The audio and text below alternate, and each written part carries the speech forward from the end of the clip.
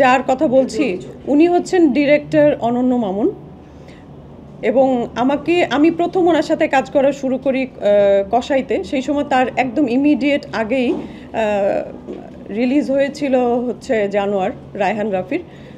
ওটা যথেষ্ট হিট একটা প্রোডাকশন ছিল। তার পরপরই উনি এই কাজের জন্য আমাকে নিলেন, সেটা হচ্ছে কসাই। এবং কসাইতে আমাকে যে স্ক্রিপ্টটা দেওয়া হয়েছিল সেই স্ক্রিপ্টের বেসিসে শুটিংটা হয়নি। তো একদম শেষটা যেটা ছিল, আমি 100% প্রায়োরিটি দেখেই আমি স্ক্রিপ্টে কাজ করতে গেছি, কিন্তু সেখানে যে একদমই আমি ডিসহার্টেড হয়েছি। তারপরে আমাকে একটা বুঝ দেওয়া হলো। আমি বললাম যে ভাইয়া, আমি তো আসলে একটা হিট প্রোডাকশন করে এসেছি, আমি আমার নিজের প্রায়োরিটি দেখে এসেছি, আপনি এই জায়গাটা আমাকে এইভাবে কেন স্ক্রিপ্টটা একদম দেনান দেয়ার চেঞ্জ করে দিলেন? এটা তো আমার প্রায়োরিটি ফল করলো না। না, আমি আসলে কি যেন অনেক কিছু আমাকে বুঝিয়ে বলল। আচ্ছা ঠিক আছে, মেনে নিলাম। তারপরে আস্তে আস্তে করে ওনাদের ওই প্রোডাকশনটার সাথে আমার একটা সখ্যতা তৈরি হয়। কারণ আমি যেখানেই কাজ করি না কেন সেখানে একটা ভালো সম্পর্ক তৈরি করে। আমি মোটামুটি অনেক ডিরেক্টরের সাথে কাজ করেছি, কিন্তু আজ পর্যন্ত কোনো ডিরেক্টর কমপ্লেন করতে পারেনি কোনো বিষয়ে, বরং তারা আমাকে যথেষ্ট স্নেহের চোখে দেখেন। এরকম যাদের সাথে কাজ করেছি তাদের সাথে কথা বললে পরিষ্কার বুঝতে পারবেন। তারপরে তাদের সাথে একটা সখ্যতা তৈরি হলো। রেডিও নামে একটি চলচ্চিত্রের জন্য ওনারা প্রস্তুতি নিচ্ছিলেন। রেডিও চলচ্চিত্র জন্য প্রস্তুতি নিচ্ছিলেন। তারপরে আমাকে একদিন কল দিয়ে বললেন যে আপু, কিছু যেহেতু সেই সময় অলরেডি তাদের সাথে আমার একটা ভালো সম্পর্ক তৈরি হয়েছে, সেই সম্পর্কের জায়গা থেকেই বলছে যে ক্যারেক্টারের প্রায়োরিটি আছে, কিন্তু বেশি একটা উপস্থিতি নাই, আপনি কি করতে চান? তো দেখলাম যে প্রায়োরিটি আছে, আর তাকে আমি অলরেডি সেই সময় ভাই বলে ফেলেছি, সে আমাকে বোন বলে ফেলেছে। সেই আবেগ অনুভূতির কারণে, বাঙালি আসলে অনেক বেশি আবেগ প্রবণ, যে কারণে ভুলের পরিমাণও আমাদের অনেক বেশি। কমার্শিয়াল জায়গাগুলো আমরা আসলে ওইভাবে চিন্তা করি না। তো যাই হোক, তো সেই ক্ষেত্রে হলো কি, কাজ করা শুরু করলাম, কাজ করলাম। সেই ব্লেমটাও এখন আমাকে দিচ্ছে ওনাদের ওই সেটে যারা যারা কাজে ছিলেন। নাদের ভাই ছিলেন, রিয়াজ ভাই ছিলেন, মমো ছিলেন, জর্জ ভাই ছিলেন, এই সহ আরও অনেক কলাকুশলী ছিল। আমরা চরে যেয়ে কাজ করতাম, আবার চর থেকে যখন ফিরে আসতাম 1টা-1.5টা বাজতো রাত, এবং সেটা খুবই একটা গভীর চর। নৌকা দিয়ে প্রায় 1.5 ঘন্টা জার্নি করতে হতো। খুবই মানে ভয়ানক একটা পরিস্থিতি ছিল রেডিও। সেই সেটে মমোর সাথে অত্যাধিক দুর্ব্যবহার করেছিল এই অনন্য মামুনের অ্যাসিস্ট্যান্ট ডিরেক্টর এবং অনন্য মামুন সবার সামনে। ওকে মানে এর থেকে আর অপদস্থ হওয়ার কোনো সুযোগ নেই। সেই কিন্তু মমোর সাথে তাদের সম্পর্কের অবনতি হয়েছে। সেদিন আমাকে টেক্সটে লিখেছে যে আপনার জন্য মমোর সাথে আমার সম্পর্ক খারাপ হয়েছে, আমি এটা ভুল করেছি আপনাকে আমার মুভিতে নিয়ে। তো এই যে অপদস্থমূলক কথাগুলো, এগুলো তো আসলে আমার শোনার কথা না। সেটা গেল। সেই চলচ্চিত্রে আমাকে 1টা টাকাও পারিশ্রমিক দেয়নি। চাইতে গেলে বলেছে আপু বাজেট নাই। ওদের সিস্টেমটাই হচ্ছে, ওদের যে অ্যাসিস্ট্যান্ট থাকে, ওদের যে ম্যানেজার থাকে, তাদের সাথে টাকা পয়সার ব্যাপারে আলাপ করতে হয়। মামুন ভাই এগুলোর ভেতরে কখনোই আসে নাই, এবং তার সাথে টাকা পয়সার ব্যাপারে আমি কখনো কথা বলিও নাই। সবসময় রাব্বানি ভাইয়ের সাথে কথা বলেছি, সবসময় সাগর ভাই ওদের প্রোডাকশন ম্যানেজার, তার সাথে কথা বলেছি। আমি যখনই জিজ্ঞেস করতে গেছি যে রেডিওর জন্য যে বাজেটটা ছিল আমাকে দিয়ে দেন, দরকার আছে, হাসি ঠাট্টায়ও বলেছি, সিরিয়াসলিও বলেছি। তারা সবসময় বলেছে যে আমাদের খুবই ক্রাইসিস আপু, নেক্সট যে কাজটা আসবে অবশ্যই পুষিয়ে দিব। ঠিক এই স্টাইলেই তাদের এই মানে সিস্টেমগুলো এরকম। 1 টাকাও দেয় নাই। পরে অনেক কাজ হয়েছে, সে যে বলে যে সে আমাকে ছাড়া কোনো কাজ করে নাই, ব্যাক টু ব্যাক এতগুলো কাজে নিয়েছে। সে অনেকগুলো, আমার সাথে পরিচয় হওয়ার পরে অনেকগুলো কাজ করেছে, তার ভেতরে 3টা কাজ আমি করেছি। কারণ হচ্ছে আমাকে তার ওই কাজের জন্য দরকার হয়েছে, ক্যারেক্টারে দরকার হয়েছে। তাই ফাইনালি যেটা দরদে কাজ করে এলাম ইন্ডিয়াতে, ওনারা আমাকে বলেছে যে 20 দিনের জন্য যেতে হবে। অবশ্যই আমার সেটা জানতে হয়েছে যাওয়ার আগে আমি কয়দিন ওখানে থাকবো, কারণ আমার এখানে তো কাজ থাকে, আমার এখানে শিডিউল দিতে হবে ওদের শিডিউল অনুযায়ী। আমি সেই জন্য জেনে নিয়েছি হ্যাঁ, কখনোই তারা বলেনি যে 5 দিনের কাজ। আমাকে 20 দিনের কথা বলেই নিয়েছে। 19 দিনে আমাদের কাজ শেষ হয়েছে। 19 দিনের ভেতরে 3 দিন আমি শুটিং করিনি, বাকি 16 দিন আমি শুটিং করেছি। তো ওই 3 দিন যে আমি শুটিং করব না, সেই পেমেন্টটা কি ডিরেক্টররা দেয় না? আমি কি ওই 3 দিন, ওই 3টা দিন কি অন্য কাউকে দিতে পেরেছি? দিতে তো পারিনি। নিয়ম অনুযায়ী তো ডিরেক্টররা দেয়, কিন্তু সম্পর্কের জায়গায় অনেক কিছুই কনসিডার করা যায়, কনসিডার করিও। ওখানে যাওয়ার পরে মানে কি বলবো, শুটিংয়ে যখনই শুটিং শুরু হয়েছে, যখনই একটা শট শুরু হয়েছে, ইচ্ছাকৃতভাবে একটা মন্দ ব্যবহার করার ওনার টেন্ডেন্সি দেখেছি। হ্যাঁ, প্রথম ভেবেছি যে হয়তো বা আমি পারছি না, বা নতুন একটা টিমের সাথে তো আমি মনে হয় কোপ আপ করতে পারছি না, আমার ভুল হচ্ছে। প্রথম দিন আমি এইটাই ভেবেছি। দ্বিতীয় দিনও আমি আরেকবার চিন্তা করেছি যে কি ব্যাপার, মামুন ভাই এরকম করছে কেন আমার সাথে। তো এরকম যতদিনই শুটিং করেছি কোনোটাই ওনার মন মতো হয় না। অন্য বিদেশি একটা টিম, কলকাতার একটা টিম, বম্বের একটা টিম, প্রত্যেকটা টিমের এই টিমগুলোর সামনে আমাদেরকে এরকম অপদস্থ করছে সে বিভিন্নভাবে। পারছো না, এই হচ্ছে না, এতে করে আমারও কনফিডেন্ট লেভেল ডাউন হয়ে যাচ্ছিল। এটা তো বুঝেনি যে দেশ থেকে বিদেশে একটা নতুন জায়গায় কাজ করতে গেলে সেখানে মানে ওনার ভরসায় যাওয়া, সেখানে উনি এই রকম করতে পারে না। হ্যাঁ, আমরা যেটা দেখি যে সরোয়ার ফারুকিতে রাস্তা থেকে ডেকে এনে আর্টিস্ট বানিয়ে ফেলছে অনেককে।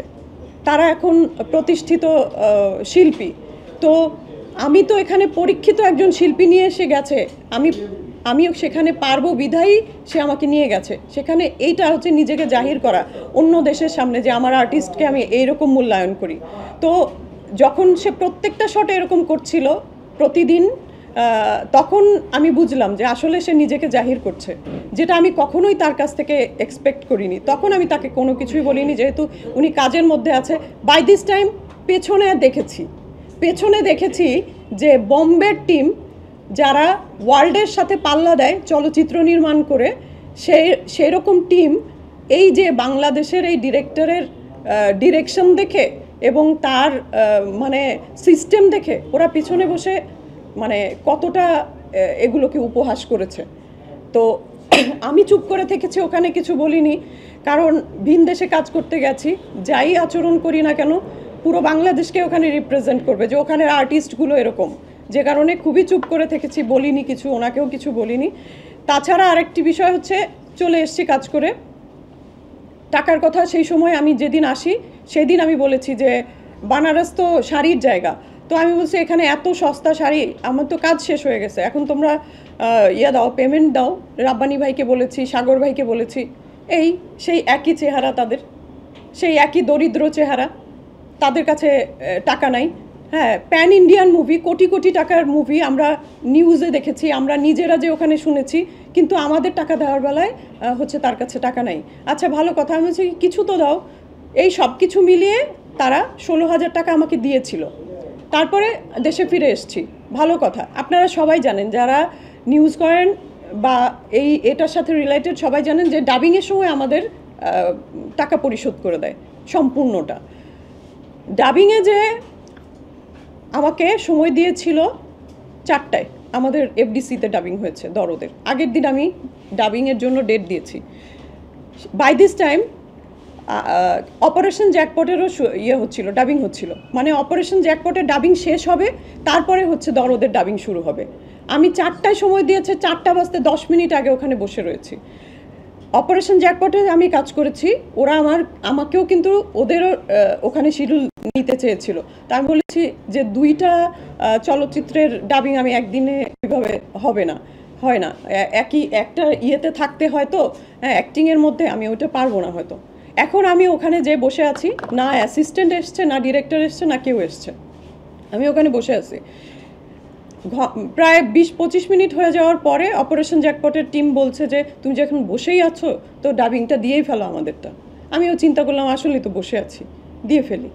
1.5 ঘন্টা বসে আমি অপারেশন জ্যাকপটের হচ্ছে যে ডাবিং দিলাম, ডাবিং শেষ করেও বসে আছি। 2 ঘন্টা পরে রাব্বানি তার কিছুক্ষণ আগে এসছে, 2 ঘন্টা পরে অনন্য মামুন ঢুকেছে তার আর একজন আর্টিস্ট নিয়ে। ঢুকেই আমার সামনেই বলছে যে এই তুমি ডাবিং শুরু করো। ঠিক আছে? তো এই বিষয়গুলো টাকাটা কখনো কখনো প্রধান বিষয় না। যদি তাই হতো তাহলে ওই কি বলে যেন, কষায়ের টাকা না দিয়ে আমাকে দরদে আমাকে রেডিওতে কাজ করাতে পারতো না, রেডিওর টাকা না দিয়ে আমাকে দরদে নিয়ে যেতে পারতো না। টাকাটা কিন্তু মেইন ফ্যাক্ট ছিল না। আমাকে সে যথেষ্ট ছোট করে কথা বলেছে, যথেষ্ট হেয় প্রতিপন্ন করেছে, এবং সে মানুষের সে ফেসবুকে প্রথমত আমার পারমিশন ছাড়া আমাদের কনভারসেশন, আমার আর অনন্য মামুনের কনভারসেশন মেসেঞ্জারে, সেটা সে স্ক্রিনশট পোস্ট করেছে। এটা মানে কি বলবো, এটা তো আমাকে ছোট করার জন্যই তো এটা করেছে। এটা কিন্তু সে দণ্ডনীয় অপরাধ করেছে, এটার জন্য তাকে অবশ্যই সরি বলতে হবে। সে আর্টিস্টদেরকে এইভাবে অপমান অপদস্থ করে দিনের পর দিন পার পেয়ে যাবে, সে দিনের পর দিন টাকা বাকি রেখে পার পেয়ে যাবে। তার অ্যাসিস্ট্যান্টকে বলবে যে মামুন ভাই জানে, এখনও বাজেট হলে আপনাকে জানাবো। মামুন ভাইকে বলবে যে রাব্বানি তুমি এখনও টাকা দেওনি। এই ড্রামা তাকে বন্ধ করতে হবে, সবার পাওনা টাকা দিতে হবে, আমার টাকাও দিতে হবে, যারা যারা টাকা পাবে তাদের টাকাও দিতে হবে। এবং সে যে মানে বেআইনি একটি কাজ করেছে আমার পারমিশন ছাড়া, ওখানে যে আমার স্ক্রিনশটগুলো পোস্ট করেছে মেসেঞ্জারে, এই জন্য তাকে সরি বলতে হবে। প্রথমত আমি তার নাম উল্লেখ করে কোনো স্ট্যাটাস দেইনি, আমি প্রথমত তার নাম উল্লেখই করিনি ওখানে। সে এই ধরনের দুর্নীতি করে যাচ্ছে দিনের পর দিন, এই রকম বাটপারি করে যাচ্ছে আমাদের সাথে, আর্টিস্টদের সাথে। কিন্তু তার ফেসবুকে আমি প্রতিনিয়ত নতুন নতুন পোস্ট দেখেছি যেগুলো নীতি কথায় ভরা। আমি যদি যেমন কাজ করব, আমার স্ট্যাটাস, আমার কথা, তার সাথে যদি আকাশ আর পাতাল পার্থক্য থাকে, আমরা যারা ভুক্তভোগী তাদের তো আসলে এটা সহ্য হবে না। তো যেহেতু আমি পোস্ট দিয়েছি, তার নাম উল্লেখ করে দেয়নি, উনি কিন্তু নিজেকে নিজেই প্রমাণ করেছে যে ঠাকুর ঘরে কেড়ে কলা খাইনি আমি, ভাবটা এরকম। ঠিক আছে, উনি যে বহুত কিছু বলছে, যে আমার কাছে জীবনেও একদিনও কি বলেছে যে টাকা পাইনি, এরকম কি বলেছে? এই কথা সে বলছে, ইন্ডিয়ান একটা চ্যানেলে সে ইন্টারভিউ দিয়েছে। আরে আপনাদের সিস্টেমটাই তো এটা, অ্যাসিস্ট্যান্টের কাছে টাকা চাইতে হবে এই ম্যানেজারের কাছে। আপনার কাছ পর্যন্ত তো টাকার কথা নিয়ে, আরে তোমরা এগুলো নিয়ে আমার কাছে কেন আসো? না রাব্বানি দেখো তো এগুলো কি অবস্থা, এগুলো সব কিছু মিটমাট করে দাও। রাব্বানির কাছে গেলে বলবে যে আপু এমনি তো বাজেটটা সমস্যা আছে, একটু ধৈর্য ধরেন, পরের মুভিতে করে দিব না। এই যে নাটকের ভেতরে আমরা ঘোরপাক খাচ্ছি, এবং তার যে আর্টিস্টদেরকে অসম্মান করার যে টেন্ডেন্সি, একজন ডিরেক্টর হয়ে আর্টিস্টকে সম্মান না দিতে পারলে তা তো মানে এইভাবেই সে কাজ করে যাচ্ছে। এবং আমাকে সে বলছে যে আপনাকে আমি ব্যাক টু ব্যাক 3টা মুভিতে নিয়েছি। উনি আমাকে ব্যাক টু ব্যাক কিসের 3টা মুভিতে নিবে? আমি সেদিন বলেছি একটা ইন্টারভিউতে যে আমি প্রিয়তমায় কাজ করেছি, প্রিয়তমা সুপারহিট মুভি। জানুয়ারে কাজ করেছি রায়হান রাফির সুপারহিট ওয়েব ফিল্ম। হতে পারে খুবই অল্প সময়ের স্ক্রিন প্রেজেন্স, কিন্তু আমি মুজিবে কাজ করেছি খালেদা জিয়ার চরিত্রে, এবং সেই সময়ও আমাকে অনেকেই কিন্তু বারণ করেছিল। আমি আসলে এই বারণ টারণ একটু কমই শুনি, যেটা আমার কাছে মনে হয় যে না আমি ঠিক করছি, আমি সেটা করেছি। খালেদা জিয়ার চরিত্রে আমি কাজ করেছি তখন। তো আমি এই যে প্রজেক্টগুলায় কাজ করছি, আমি কি হাতে পায়ে ধরে কোনো ডিরেক্টর বলতে পারবে যে তাকে রিকোয়েস্ট করে হাতে পায়ে ধরে তার সাথে কাজ করেছি? তারা স্নেহের জায়গা থেকে দেখেছে, আমার কোয়ালিটি দেখেছে, তারপরে দেখেছে যে একজন আর্টিস্টের যে গুণাবলী থাকা প্রয়োজন, সেই গুণাবলীগুলো এই আর্টিস্টের মধ্যে আছে। তারপরেই আমি তাদের সাথে কাজ করেছি, তাদের সাথে সখ্যতা তৈরি হয়েছে। উনি বলেছে যে দেখবেন, চেক করে দেখবেন তার যতগুলো কাজ আছে তার ভেতরে কোনোটাই সে রিপিট করেনি, এক ডিরেক্টরকে 2-3 বার রিপিট করেনি। কোথার থেকে? আশরাফ শিশিরের সাথে আমি 570-এ কাজ করেছি, তার সাথে আমরা একটা সিনেমা বানাবোতে কাজ করেছি, এছাড়া আরও 2টা মুভিতে কাজ করেছি যেগুলো রিলিজ হয়নি, আমি এই জন্য নামও বলতে চাচ্ছি না। তো এরকম তো সব ডিরেক্টরের সাথেই কাজ করা হয়েছে, সুযোগ হলে আবারও কাজ করব তাদের সাথে। ওনার সাথে 3টা চলচ্চিত্রে পরপর কাজ করা হয়েছে, সুবিধাজনকভাবে আমার মতো আর্টিস্টকে সে খাটিয়ে নিতে পেরেছে বিনা পারিশ্রমিকে। ভাই বোনের একটা সম্পর্ক যেহেতু তৈরি হয়েছিল, চক্ষু লজ্জায় আমিও টাকা চাইনি, হ্যাঁ, সেইভাবে সে এইভাবে একটা সিস্টেম করে নিয়েছিল।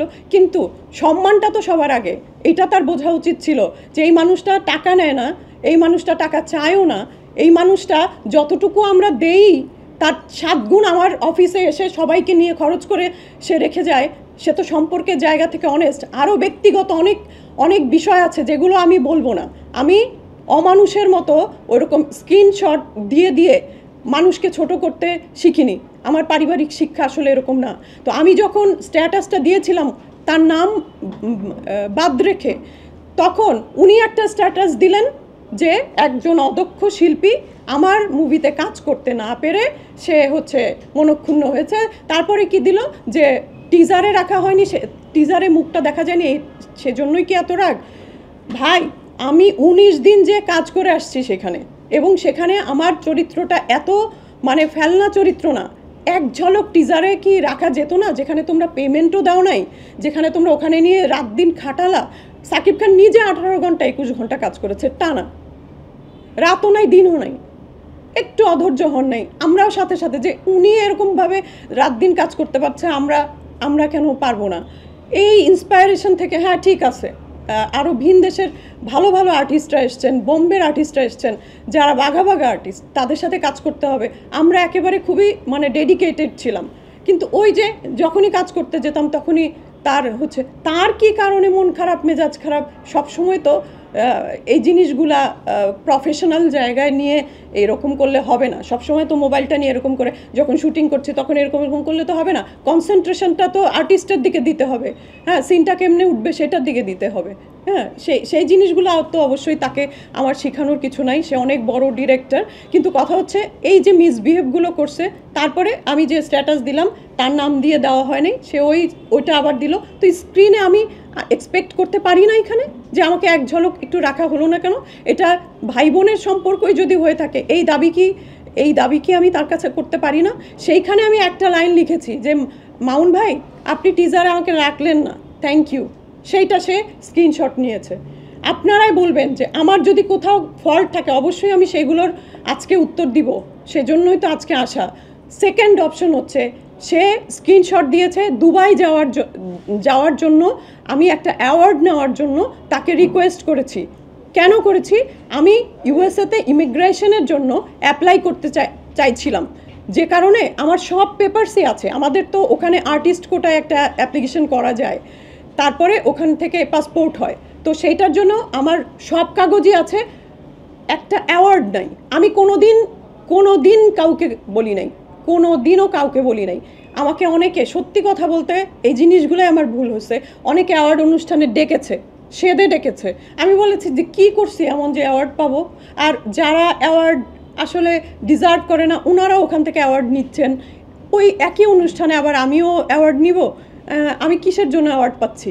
এই প্রশ্ন উত্তর মেলেনি বলে কোনো দিনও অ্যাওয়ার্ডের ওই ইয়েটাই ছিল না। কিন্তু এখানে আমার একটা নিড হয়ে গেছে। আমি ওনাকে লিখেছি যে মামুন ভাই আমার কিন্তু দরকার, আমার একটা অ্যাওয়ার্ড দরকারই ছিল আসলে। পরবর্তী সময় আমি একটা অ্যাওয়ার্ড এমনিতেই পেলাম, আল্লাহর ইচ্ছা, আমার কাজ হয়ে গেছে। তো ভাই বোনের সম্পর্ক থাকলে উনি দুবাই যাচ্ছে, এতটুকু দাবি কি আমি করতে পারি না?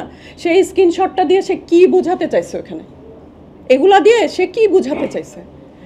তারপরে আমি আসি, এটা গেল একদিনই ওই যে আমি টেক্সটটা করেছি ওই পর্যন্তই। কিন্তু তার সাথে এগুলো নিয়ে সেকেন্ড কোনো দিন কথা হয়নি, কোনো দিন না। ওই যে একবার করে বলেছি, আমি ওই জিনিসটা পারি না, মানুষকে তোয়াজ করে করে এক কাজ হাতায় নেওয়া, এটা পারি না ভাই, এটা পারি না। মিডিয়ার ইতিহাসে নাই, এই কোনো ডিরেক্টরও বলতে পারবে না কোনো দিনও। যদি জানতে চাই অনন্য মামুনের সাথে আপনার প্রথম কাজ ছিল কোনটা? বললাম না, কসাই ছিল। এটা কত সালে?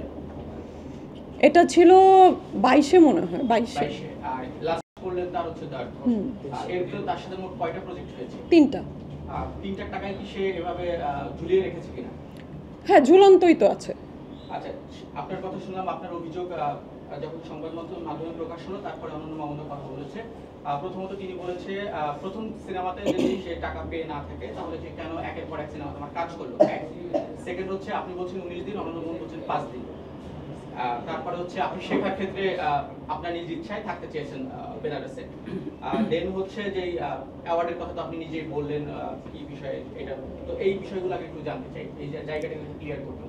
প্রথম কোনটা জানতে চান? প্রথমে হচ্ছে যে প্রথম যে টাকাটা পাই সে পরিশোধ করেনি, তারপরে একের পর এক সিনেমায় তার কাজ করলেন কেন? আচ্ছা, ওই যে আমি কিন্তু এই যে এতক্ষণ যা বলেছি সবগুলোর উত্তর এর ভেতরে আছে, তারপর আমি ইন্ডিভিজুয়ালি দিচ্ছি।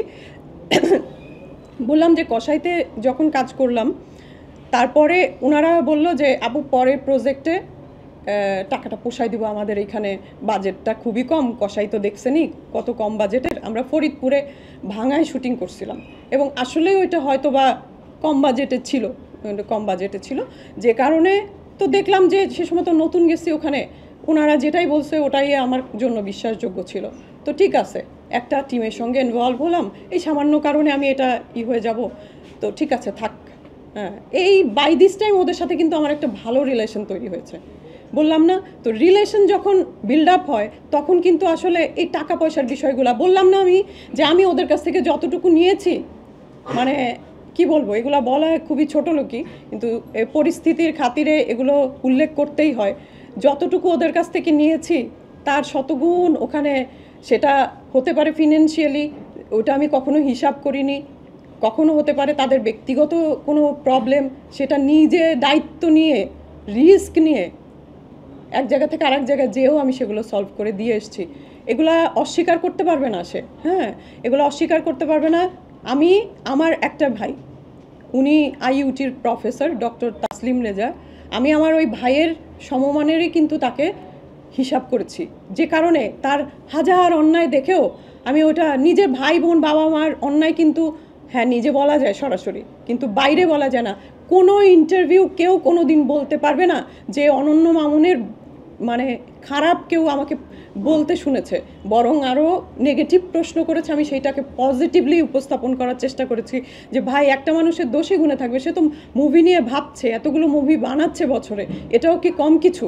সে তো চেষ্টা করছে মুভি নিয়ে, কিন্তু দেখতাম যে বিদেশি মুভি সে এনে আমাদের হলে চালাচ্ছে, তার এই কাজটার কারণে বাংলাদেশের ডিরেক্টররা বঞ্চিত হচ্ছে, বাংলাদেশের ডিরেক্টরদের চলচ্চিত্র হল থেকে নামিয়ে দিচ্ছে বিদেশি মুভির কারণে।